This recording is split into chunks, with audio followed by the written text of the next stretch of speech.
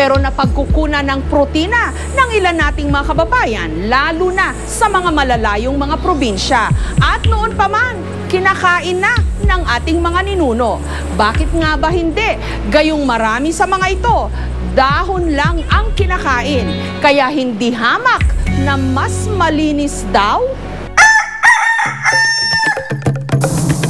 Sa farm na ito, nagpaparami si Mang Andres ng mga bubuyog para ma-harvest ang matamis na pulot o honey. Pero kapag tinamaan daw si Mang Andres ng matinding pangangasim sa isang pagkain, nag-iinit daw ang tingin niya sa kanyang mga bubuyog. Lalo pat dito sa Dolores, Quezon, itinuturing nilang delicacy ang laywan o wild beast. Dala ang itak at pansiga. Pausok para pagkagat ng laywan. Pag wala kang pausok, kakagating ka nun eh. Ginalugad ni Mang Andres ang kalapit na gubat para manguha ng laywan. Nung natiyak na niyang may namamahay na laywan sa butas ng isang puno, agad siyang nagpausok sa paligid nito para bugawin ang malalaking laywan.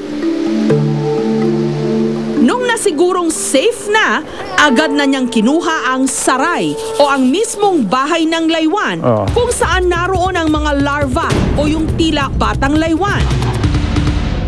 Ito raw ang paboritong papakin ni Mang Andres. Imported yung alaga namin. Ito, wild talaga ito. Mag-iwa muna ako ng kamatis. Una muna niyang pinakuluan ang kamatis at bawang.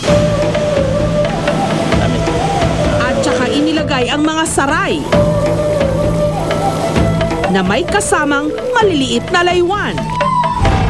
Kapag naghiwa-hiwalay na raw ang saray at natunaw na ang wax nito, pwede nang haluin. Ilang saglit pa, luto na ang kinamatisang laywan. Manamis-namis na maasim-asim. Parang naglalasa din gatas. Pagsapit ng gabi, ibang insekto naman ang kinatatakaman ni Mang Andres. Ang kanya raw mortal enemy number 1, ang mga hinlulumbo. Sa gubat din naghahunting ng hinlulumbo si Mang Andres, kasama ang kanyang ilang mga kaibigan. Eh, delikado siya sa araw.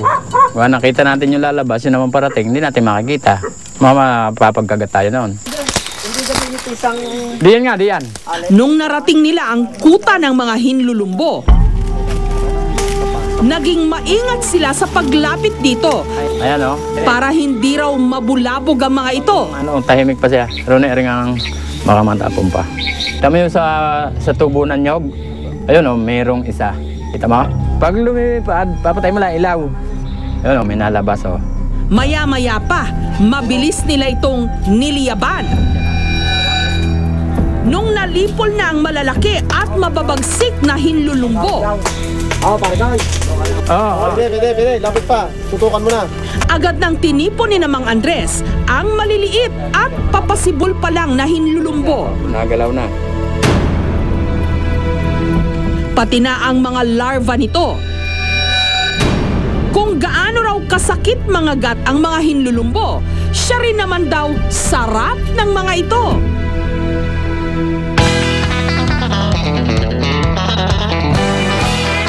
Binudburan muna ng asin ang mga ito at saka iprinito. Nung natusta sa mantika, pwede nang kutkutin o kaya appetizer. Lintik daw lang, walang ganti. Nabusog ka na, nasarapan pa. Ang mga insekto mayaman sa protina, calcium at amino acid. Actually, most insects naman ay pwedeng kainin. Ang iwasan lang ng tao sa mga insekto, lalo na pag bright colored ang insekto, especially pag red ang kulay ng insekto, either poisonous yung insekto or may venom sa katawan. Para naman naman sa mga nakatira malapit sa palayan, katulad ni Marites, kapag gusto raw nilang maiba ang kanilang pananghalian, naninilo raw sila ng mga tipaklong. Dahil green siya, kakulay ng damo. Kaya hinahawi para makita. Pero hindi raw madaling manghuli ng tipaklong dahil mabilis at mataas ang mga ito kung lumundag.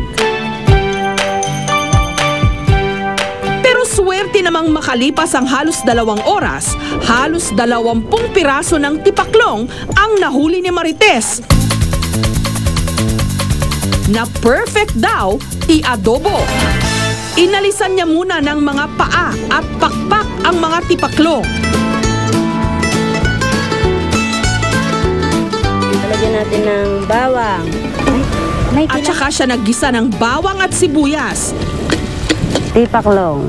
Inihalo ang mga tipaklong, tinimplahan ng toyo at suka at iba pang pampalasa.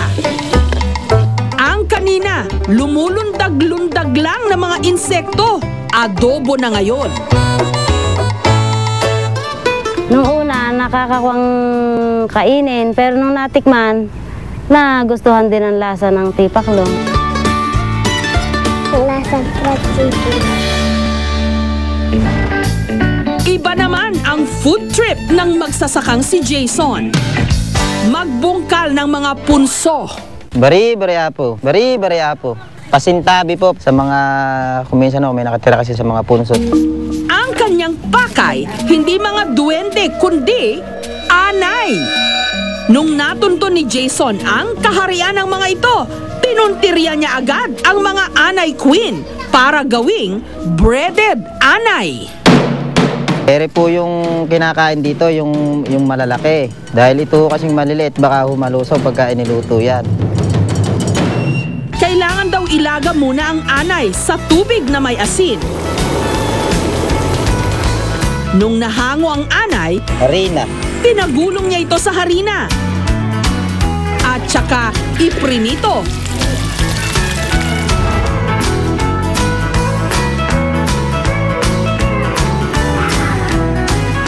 Malinamnam siya, parang lasang karne ng baka na parang manamis-namis. Bahagi na ng kultura ng maraming bansa sa Asya ang pagkain ng mga insekto. Kahit pa yung mga may banta ng panganib.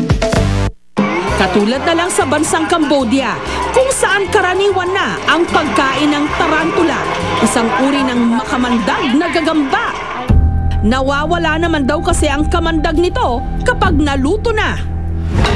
Gagambang pitik naman ang paboritong kainin ni Mang Berto. Pagkatapos niyang manguha ng mga gagamba sa mga puno, dumiretso siya sa mga umpukan kung saan pinagsasabong ang gagamba.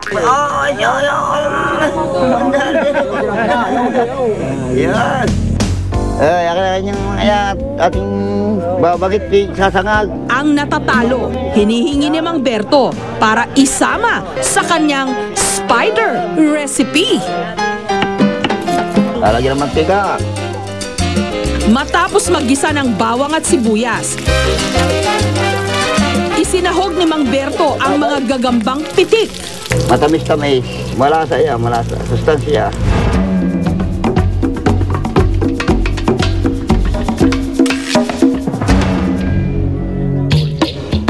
Ang iba namang gagamba, ginawa niyang barbecue. Yan. Ay, di mapait sunog yung inihaw.